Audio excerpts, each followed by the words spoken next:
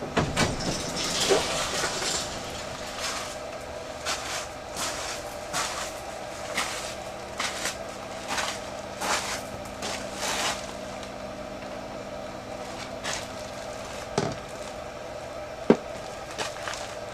hey there. Welcome to the Pawpaw Chronicles and More with Jim. Today, one of the things I wanted to talk to you about is failed grafts. You know, not every graft will make it, but we have to identify that some of them are going to fail. And that's what I wanted to bring up to you. Now, right here, I have one. It is a failed graft. The graft took place up here above the band. But down below the band, we have growth coming off of the rootstock itself. It's not coming from out of the soil, but it's actually coming from the shank of the rootstock. Now, in the past, I have tried this, cut this off right here, and allow this to grow, and then graft into this to try to get my rootstock grafted. But I've come to find that whenever I did that, I had a lot of failure in doing that. And that's because the main rootstock itself is dying out. Which, what I'm going to do is cut this off down at the soil level and look for other root suckers, in which I'll show you what I'm talking about.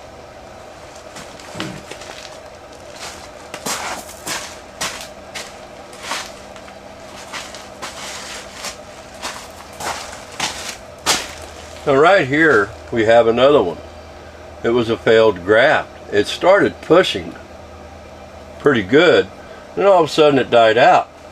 And if you'll notice, we have growth coming off of the rootstock itself. By the way, this was supposed to be grafted over to a Rappahannock, and it did not work.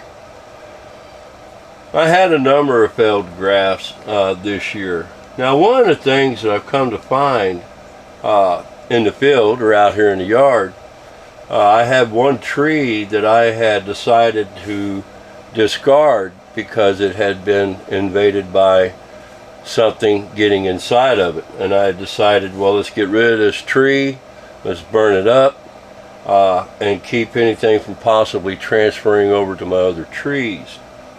Excuse me. What I'm going to do is I'm going to cut this off, and I'm going to pull soil back out of the way. Now I'm doing this because of the observation that I've seen out there in the yard. I had root suckers coming up from the tree that I had destroyed, and I cut all the root suckers off but one. And eventually the other root suckers quit trying to come up, and I ended up with one root sucker only that I could graft into. I'm going to take a pair of snips, which by the way, the snips have been sterilized. And I'm going to go way down here and go ahead and cut that off. Now, to show you what I'm talking about, cover that back up. You could see the discoloration down the center of that. It's not looking good. Set that to the side. Now, what I cut off came from this area right here. The lateral roots coming out I'm looking for. I got root suckers coming up. Now, what I'm going to do is I'm going to peel back the soil. This is actually an experiment for me because I think this will work. And I'm going to get down in here, and what I'm going to do is I'm going to do a selection. I'm going to select one of these and allow it to grow out as my experiment. And I'm not going to use the big snips. I've got these little needle nose type snips that I can use. Let's see how far I can get down there. We want to get down in there. I do anyways, but Those are root suckers coming from the lateral root, and that's what I'm after. It's a much smaller environment than what was out in the yard. The yard had root suckers all over the place. So I'm going to get right down in here. I'm going to stick the needle nose even further down in. I'm going to snip this one off. And then I'm going to stick the needle nose down in again and snip this one off. And then I'm going to cover it back up.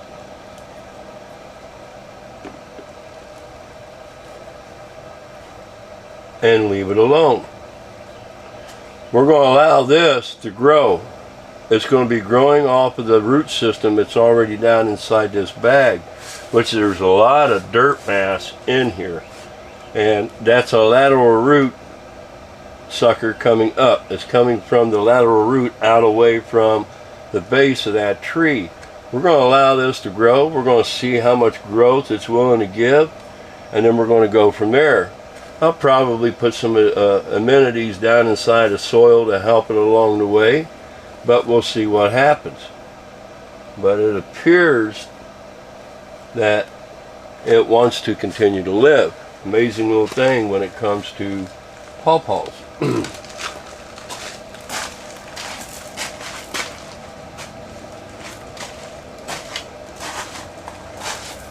As I said, I've come to find grafting into root suckers, they tend to grow much quicker. These aren't root suckers, these are all grafted trees.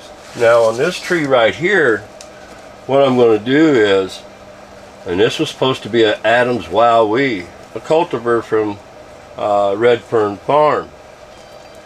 And what I'm going to do is I'm going to come down here with this one, and I'm going to do the same thing and get down low.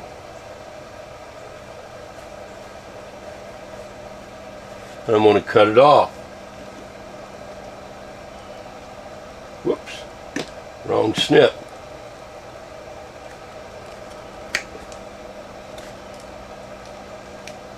And this too, I'll show you. See the discoloration? That should be nice and green.